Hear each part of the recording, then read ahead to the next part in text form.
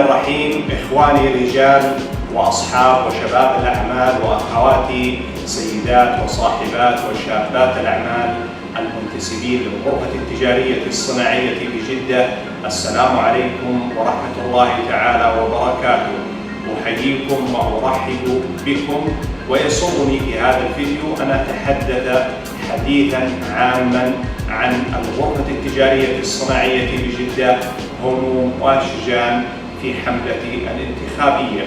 الغرفة التجارية الصناعية بجدة بطبيعة الحال كما تعلمون بأنها تعتبر في منظومة منظمات المجتمع المدني، وهي الغرفة الوحيدة في المملكة التي أنشئت بمرسوم ملكي ومضى عليها تقريبا 65 عام أو زيادة.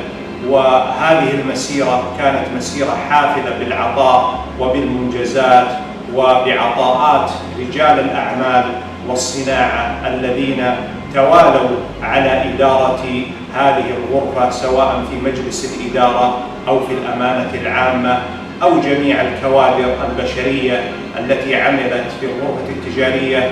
أوجه لهم كل الشكر والتقدير والعرفان على التضحيات وعلى ما قدموا على مدار هذه العقود الماضية من عطاءات أثرت وأثرت في مجتمع جدة الاقتصادي والصناعي، وأسهمت في تطور البيئة الاستثمارية في محافظة جدة. ولعل من نافلة القول أنكم تعلمون جميعا أن غرفة جدة التجارية الصناعية لا تهدف للربح المادي، ولها خصائص معينة وهي التي جاء بها المرسوم الملكي، وهي أهم شيء أنها تمثل رجال الأعمال والصناعة أو تمثل التجار بشكل عام في الدفاع عن مصالحهم لدى القطاعات الحكومية على وجه التحديد، وأيضا تعزز وتنمي من فرص الاستثمار وتعزز من استقطاب المنشآت الناشئة ومتناهية الصغر والصغيرة والمتوسطة، وأيضا تستضيف الوفود الخارجية وتشكل اللجان ومجموعة من الأمور التي تتشكل منها الغرفة التجارية. يمكن لكم أو لمن يرغب في الاستزادة أن يطلع على الموقع الإلكتروني الخاص بالغرفة التجارية. ستجدون أن هناك عمل جبار تقوم به الغرفة التجارية الصناعية بجدة. هناك عدد من المراكز المتخصصة داخل الغرفة تتكون من تقريبا 8 مراكز، وهناك الأمانة العامة، وهناك اللجان التي تتشكل من قطاعات الأعمال، وفي الدورة الماضية وصلت تقريبا إلى 64 لجنة أو إلى 68 لجنة.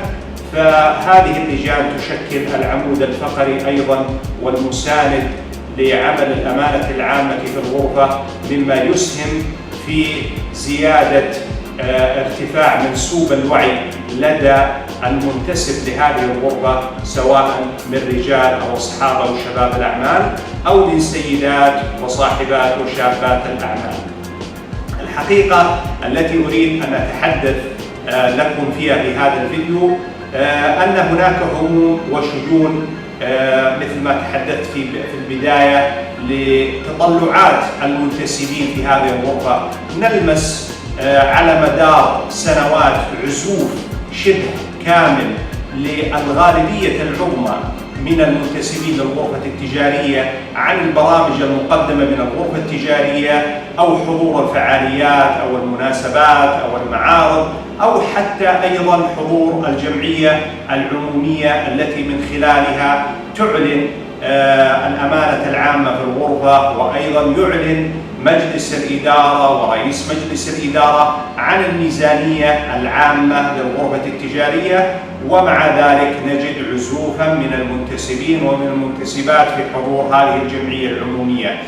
ولعلنا إذا نظرنا إلى الأسباب والمسببات نجمل الغالبية العظمى حسب الاستطلاع وحسب اللقاءات الشخصية والمباشرة مع عدد من المنتسبين والمنتسبات أن الغالبية العظمى من المنتسبين والمنتسبات في الغرفة التجارية الصناعية يعتقدون أو يجزمون بأن الغرفة تمثل لهم مصدر جباية مالية دونما تقدم لهم خدمات ملموسة والغالبية العظمى من المنتسبين والمنتسبات أو المراقبين أو المتابعين من خارج مبنى الغرفة التجارية يرون أن الغرفة التجارية مجرد تصديق على أوراق. وحقيقة الواقع والأمر أن هذا يخالف الحقيقة.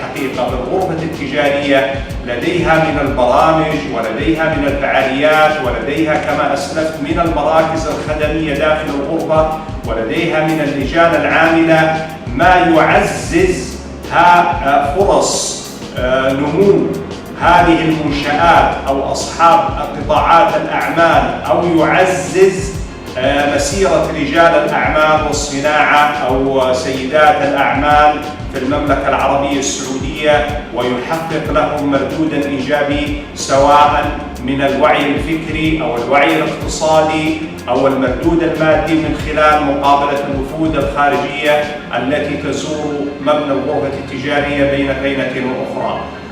لعلني أستعرض بعض الاقتراحات والأفكار التي أؤمن بها، وأتمنى في حال وصولي إلى كرسي مجلس الإدارة كعضو من 18 عضوا أن أعمل على تحقيق بعض هذه الأفكار، ولعل من أهمها هو تغيير الصورة الذهنية لدى المنتسب في الغرفة التجارية، وذلك بتقديم حزمة من الحوافز والمزايا لهذا المنتسب تقدم من الغرفة التجارية كي يشعر بالأمن والأمان ويشعر بدرجة عالية من الرضا على الخدمات المقدمة له. ولعل من هذه الحوافز والمزايا تبني نادي للمنتسبين والمنتسبات، وأيضا تبني مناسبات وفعاليات تخدم هالمنتسبين والمنتسبات، تبني مجموعة من برامج المسابقات والفعاليات عن طريق مواقع الغرفة التجارية، سواء الموقع الإلكتروني الرسمي للغرفة أو عن طريق الصفحات التفاعلية في مواقع التواصل الاجتماعي أو عن طريق الهاتف الجوال، أيضا عن طريق التواصل المباشر عن طريق رسائل الجوال وعن طريق الفاكس. مجموعة من الأفكار يمكن أن نوجدها لهذا المنتسب للغرفة التجارية كي نعزز لديه جانب الولاء والمحبة ويلمس تغييرا إيجابيا في خدمات الغرفة المقدمة له. أيضا هناك بعض الأمور التي ينبغي على الأمانة العامة في الغرفة أخذها بعين الاعتبار كي يشعر معظم المنتسبين لهذه الغرفة بدرجة من الرضا، وهي عملية المنافسات في موضوع قضية الشراء. فيجب أن يكون هناك إعلان عندما ترغب الغرفة التجارية في شراء بعض المستلزمات، سواء القرطاسية، سواء الدعائية، سواء الأثاث المكتبي، سواء الأجهزة والعدد والأدوات إلى آخره.